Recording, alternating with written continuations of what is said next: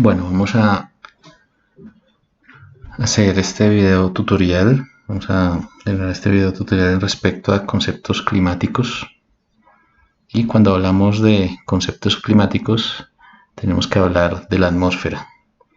Entonces, la atmósfera está compuesta por algunas zonas, entre las cuales están la troposfera, la estratosfera, mesósfera y termósfera.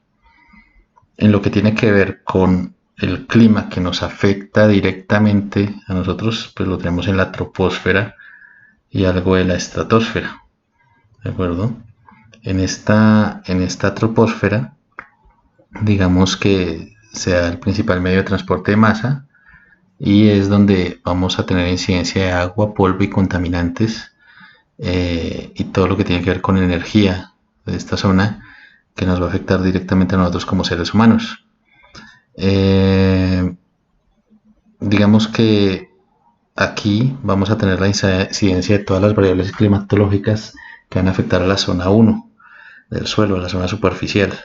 Entonces aquí vamos a tener la generación de precipitación, evapotranspiración, ¿de acuerdo? Etcétera. Y ese clima va a estar condicionado también, o los componentes, digamos, de esa atmósfera, pues son principalmente estos, dentro de los que destacamos por composición al oxígeno, al nitrógeno, y vamos a darnos cuenta de algo interesante en cuanto al dióxido de carbono. Entonces, en cuanto a aire, vamos a tener aire seco, vapor de agua, como los elementos más importantes del ciclo hidrológico. Y en cuanto a ese aire seco, vamos a tener nitrógeno en un 78.09% de composición. Fíjense, acá está. El oxígeno, segundo lugar, casi el 21% de la composición de la atmósfera. Argón, 0.93, y dióxido de carbono, 0.033. Fíjense la composición del dióxido de carbono tan pequeñita en la atmósfera y sin embargo cuánto puede verse afectado la atmósfera por cambios mínimos respecto a la composición de ese dióxido de carbono. Hay muchas controversias respecto a si esa composición en lo que tiene que ver con dióxido de carbono es el culpable del calentamiento global o no, y yendo un poco más allá, si realmente el calentamiento global tiene origen antropogénico o no. De eso pueden buscar mucho en internet, muchas fuentes y composiciones a favor y en contra del calentamiento global antropogénico. En cuanto a vapor de agua, ¿de acuerdo? En cuanto a vapor de agua, vamos a tener en cuenta que en la atmósfera vamos a tener el agua en estado gaseoso, líquido y sólido. Entonces, ya sabemos cómo se llaman los diferentes procesos de paso de sólido a líquido, de líquido a gaseoso, de gaseoso a líquido, líquido a sólido, en lo que tiene que ver con congelación, licuefacción, condensación o evaporación y sublimación. El dióxido de carbono está contenido, nosotros nos imaginamos que solamente está contenido en los procesos digamos no naturales que genera el hombre, combustiones fósiles, todo lo que tiene que ver con contaminación, ¿cierto? Lo que generamos como contaminación, pero no solamente eso produce dióxido de carbono. De por sí la mayor cantidad de dióxido de carbono la produce la misma atmósfera, y en la Tierra, en la parte de la biosfera, los volcanes son digamos que es el ítem que más genera dióxido de carbono hacia la atmósfera. Los océanos también tienen una parte fundamental. Entonces, de ahí tendremos que preguntarnos realmente si el cambio climático realmente es antropogénico o es un cambio climático, digamos, natural. Y ahí entran muchas cosas, ¿no? Que estamos leyendo ahí. Este es, digamos que, la evolución del famoso agujero de ozono, digamos, la evolución que ha habido desde el 79 hasta el 92, que fue en su mayor punto de generación de ese gran hoyo. Actualmente dicen que está mucho más cerrado, parece que está cerrándose, incluso hay muchas teorías que ahorita por condición de COVID-19 también se generó bastante mejoría en este aspecto. Pero más allá de eso, digamos que ¿qué es el ozono y cómo se puede generar? Pues aquí está el proceso de generación de una molécula de ozono. Entonces inicialmente tenemos una radiación ultravioleta que incide sobre una molécula de oxígeno, que es O2. Esas dos partes o átomos de oxígeno libres van y se unen a otros componentes del oxígeno, formando finalmente el ozono. ¿Y cómo se destruye? Pues tenemos la de ozono, llega la radiación, ¿de acuerdo? Se divide de esta forma en oxígeno y en una oxígeno y una molécula de oxígeno, y esa que es liberada llega a otra molécula de ozono, formando finalmente dos moléculas de oxígeno. Como motor del ciclo hidrológico vamos a tener al Sol.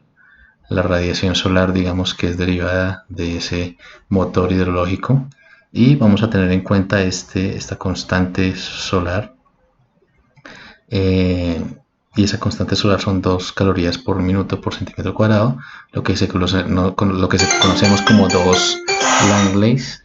Y esos 2 Langleys, digamos que básicamente lo vamos a tener muy en cuenta para condiciones que tengan que ver con efecto invernadero. La energía solar va a ser una radiación de onda corta de 0.4 a 0.8 micras.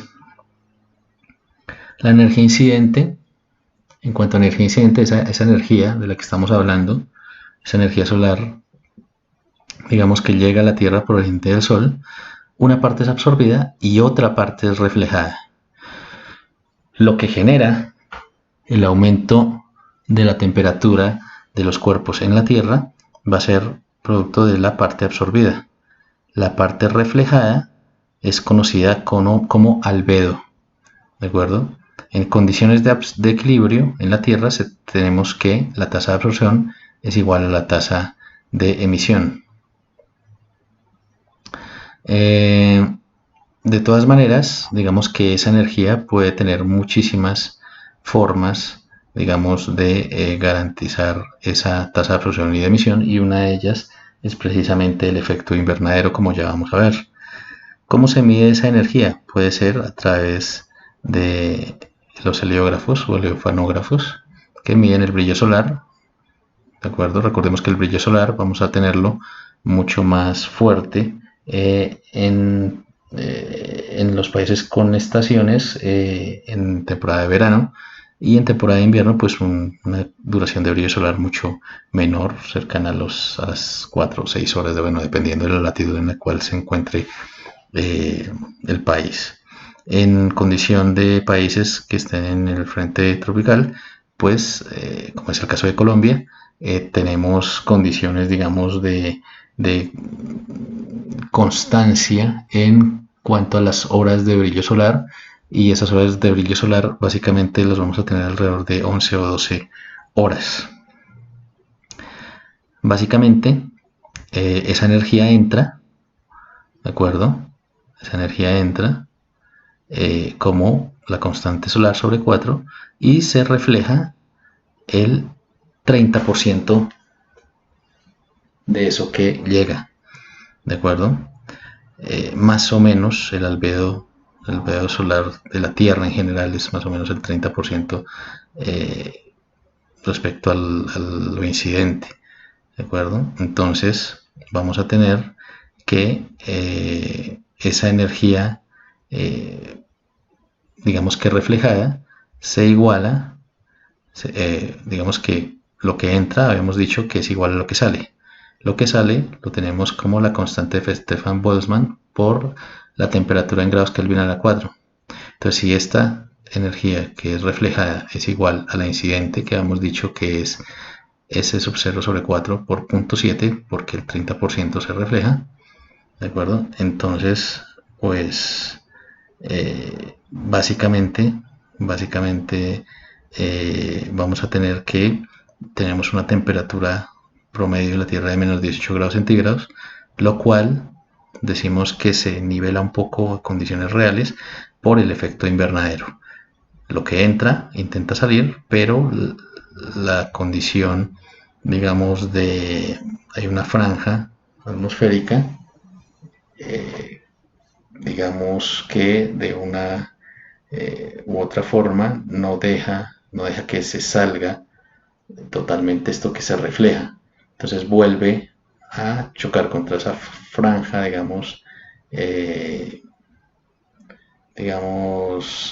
formada por vapor de agua, CO2, ozono, metano, óxido nitroso, ¿cierto? Es una franja en la atmósfera que tiene eso que no deja salir totalmente lo que emite la Tierra. Entonces vuelve y cae a la superficie y hay un efecto rebote que aumenta la temperatura de la Tierra, estabilizándola en aproximadamente 15 grados centígrados. En cuanto a esa tasa de emisión o albedo, estas son algunos valores de albedo según el tipo de superficie, teniendo mayor albedo obviamente en condiciones como de nieve y menor albedo en condiciones como bosques, ¿de acuerdo?